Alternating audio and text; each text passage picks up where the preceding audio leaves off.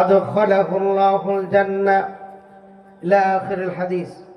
আল্লাহ তাআলার দরবারে লাখ কোটি শুকরিয়া যে আল্লাহ তাআলা আমাদেরকে এই মাদ্রাসার একটি ইসলামী সম্মেলনে উপস্থিত হওয়ার তৌফিক দান করলেন। শুকরিয়াতেন বলছি আলহামদুলিল্লাহ। আমি যেটা বলতেছিলাম যে প্রতিদিন কি এখানে মাহফিল হয়?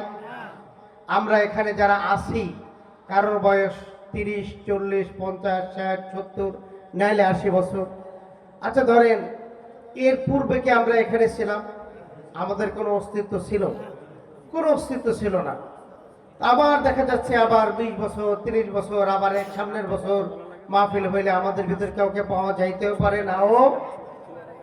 কিন্তু আমার ভিতরে আমার দিলের মধ্যে কি এই তামান্না, এই আকাঙ্ক্ষা, এই আশা আছে? নাই। আল্লাহ পাক রব্বুল আলামিন বলেন, কাইফা তাকফুরুনা বিল্লাহি ওয়া কুনতুম আমওয়াতান ফাআহইয়াকুম সুম্মা ইউমীতুকুম সুম্মা ইউহয়ীকুম সুম্মা ইলাইহি তুরজাউন। আল্লাহ তাআলা ডাক দিয়ে বলেন, হে মানুষেরা, তোমরা কেমন করে অস্বীকার করো তোমাদের রব, তোমাদের পালনকর্তা, যিনি তোমাদেরকে সৃষ্টি করেছেন, এই পালনকর্তা আপনি আমি ঘুমিয়ে থাকি, আপনার আমার নাকের ডগায় অক্সিজেন পৌঁছে দেন কে? আপনার আমার নাকের ডগায় অক্সিজেন পৌঁছে দেন আল্লাহ। আবার আপনার আমার জন্য সব থেকে বেশি প্রয়োজন যে জিনিস, সেটা হচ্ছে অক্সিজেন। আর দ্বিতীয় নম্বর হচ্ছে পানি। কি জন্য বলেন? আপনি পানি ছাড়া থাকতে পারবেন না। দেখেন না, রমজান মাসে রোজা রেখে খাবার আগে খায় নাকি পানি আগে খায়? বলেন তো।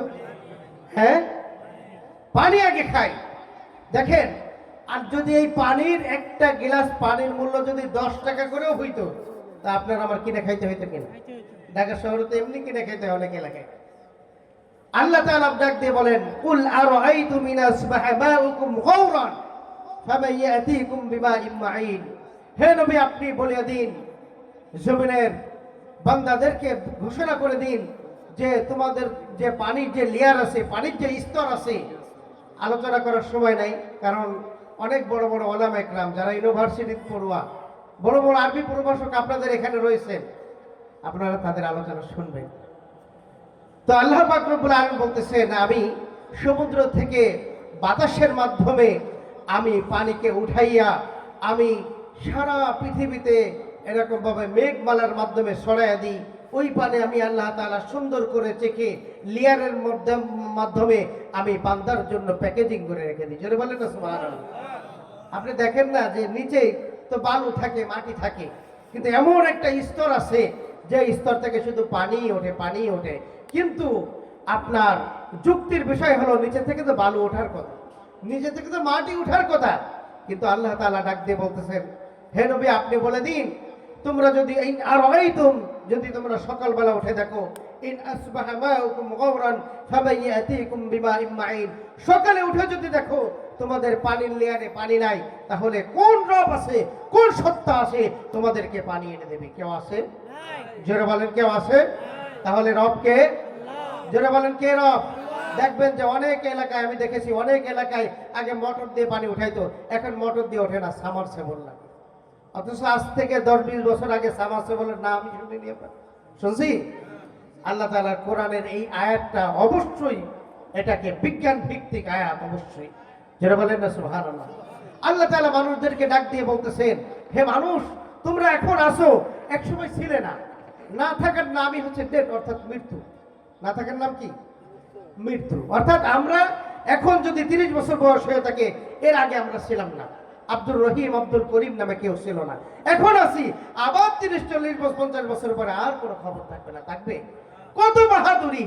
আল্লাহ তাআলা ডাক দিয়ে বলতেছেন, কত নাফরমানি করো, আমি আল্লাহ তাআলা তোমাদেরকে সূর্যের আলো দিই, আমি আল্লাহ তাআলা তোমাদেরকে চন্দ্রের আলো দিই, আমি আল্লাহ তাআলা তোমাদেরকে শারীরিক শক্তি দান করেছি, সবকিছুই নাস কিয়ামত সবকিছু আমি আল্লাহ তাআলা দান করেছি, অথচ আমি আল্লাহকে ভুলে থাকলে।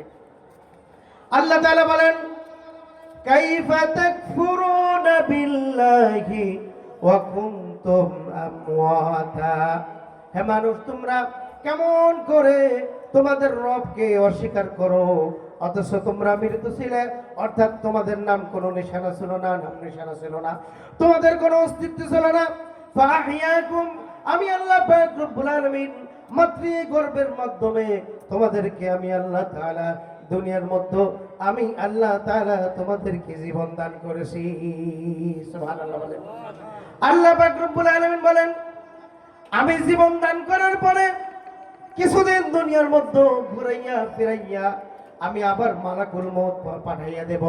ফাআহইয়াকুম সুম্মা ইউমীতুকুম, মালাকুল মউত পাঠানোর পরে তোমাদের জানটা কবজ করা হবে। সুম্মা ইউহয়িকুম, জান কবজ করার পরে আমি আল্লাহর কাছে নিয়ে আসবে। আবার আমি আল্লাহ পাক রব্বুল আলামিন ইসরাফিল আলাইহিস সালাতু ওয়াস সালামের সিংহায় ফুৎকারের মাধ্যমে আমি আল্লাহ তাআলা তোমাদেরকে আবার জীবিত করিয়া হাসরের ময়দানে তোমাদেরকে আমি উপস্থিত করিব। মাউত কাসিন কুল্লু নাসিন শারিবু, কবর বাইতিন কুল্লু নাসিন দাখিলু, কবর বাইতিন কুল্লু নাসিন দাখিলু। আমার বন্ধুরা, শুধু তাই নয়, আল্লাহ পাক রব্বুল আলামিন অন্যত্র বলেন, আল্লাহুল্লাযী খালাকাকুম মিন দুফিন সুম্মা জাআলা মিন বাদি দুফিন কুওয়াতান সুম্মা জাআলা মিন বাদি কুওয়াতিন দুফান ওয়া শাইবা। আল্লাহ পাক রব্বুল আলামিন বলেন, হে মানুষ, তুমি চিন্তা করে দেখো তোমাদেরকে আমি কত দুর্বল করে সৃষ্টি করেছি।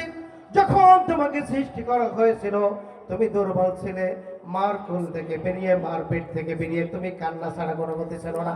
অথচ তাকিয়ে দেখেন পৃথিবীর মধ্যে অন্য যত প্রাণী আছে সমস্ত প্রাণী মাতৃগর্ভ থেকে বের হয়ে নিজের খাবার নিজে তুলে খায়।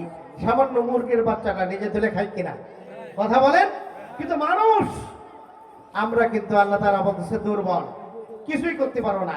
টয়লেট আসছে বিছানার ভিতর, খাবার দাবার টয়লেট একসঙ্গে মাখায় নাও। মানুষ, তুমি স্মরণ করো আমি আল্লাহ তাআলা তোমাকে দুর্বল হিসেবে বানিয়েছি। আল্লাহ তাআলা এরপরে বলেন, দুর্বল থেকে আস্তে আস্তে আমি লালন পালন করে, বাবা মার মাধ্যমে লালন পালন করে আমি আল্লাহ পাক রব্বুল আলামিন তোমাদেরকে একটু শক্তিশালী বানিয়েছি। সুবহানাল্লাহ বলেন। সুম্মা জাআলা মিন বাদি দুফিন কুওয়াতান, আল্লাহ তাআলা বলেন কিছুদিন শক্তিশালী রাখি। যেমন যৌবন কাল থেকে ধরেন 12 বছর পর থেকে নিয়ে এই 30-40 বছর পর্যন্ত একটু শক্তিশালী থাকে, এরপরে নরমাল হতে থাকে। জোরে বলেন ঠিক কিনা?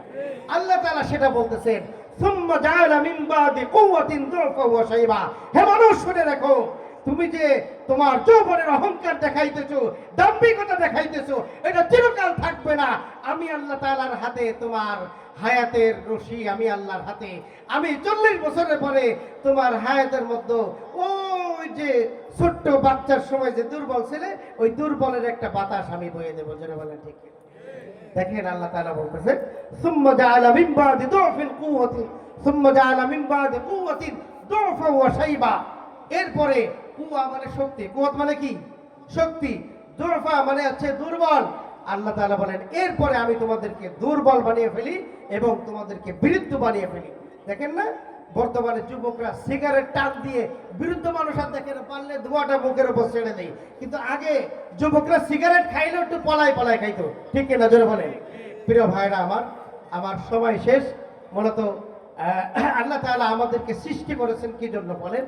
আমি এটা বোঝানোর জন্য আপনাদেরকে এতটুকু আলোচনা করলাম যে আল্লাহ তাআলা আমাদেরকে সৃষ্টি করেছেন, দুর্বল হিসেবে সৃষ্টি করেছেন, এরপরে কিছুদিন শক্তিশালী, এরপরে আবার দুর্বল করে আপনাকে আমাকে নিয়ে যাবেন। কিসের বড়াই বলেন? কিসের বড়াই? আরে হারাম সম্পদ খাইতেছি, হারাম সম্পদ ইনকাম করে আপনি আপনার সন্তানের জন্য নিয়ে যাইতেছেন। এই সন্তান বড় হয়ে আপনাকে লাথি মারবে, এই সন্তান আপনার সঙ্গে বেয়াদবি করবে, আপনাকে কষ্ট দেবে, আপনাকে আপনার বাড়ি থেকে বের করে দেবে। সুতরাং এই যে মাদ্রাসা আপনাদের জন্য বড় নিয়ামত, বড় নিয়ামত। স্কুলে পড়ুক বাচ্চা, কোনো সমস্যা নেই। 1 ঘন্টা হুজুরের কাছে আরবি পড়ায় নিয়ে যান না, 1 ঘন্টা আরবি পড়ায় নিয়ে যান। আল্লাহর কসম, আমি ইউনিভার্সিটিতে পড়েছি, আলিয়া কওমিতে পড়েছি, কিন্তু কোরআন যে জ্ঞান আমাদেরকে দিয়েছি এইরকম জ্ঞান অন্য কোথাও আমরা পাইনি। এই জন্য আপনাদেরকে অনুরোধ করবো, এই মাদ্রাসার দিকে আপনারা সকলে খেয়াল রাখবেন তো। আমি অনুরোধ করব মাইকের আওয়াজ যত দূর যাচ্ছে আপনারা একটা দিনের কাজ ফেলে আসেন না ভাই। আল্লাহ তাআলা হতে পারে এই ওসিলা করে আপনাকে আমাকে কিয়ামতের ময়দানে নাজাতের মুক্তি বন্দোবস্ত করতে পারে, পারে কি পারে না? আল্লাহ তাআলা তৌফিক দান করুন। ও আখির দাওয়ানা আলহামদুলিল্লাহি রাব্বিল আলামিন।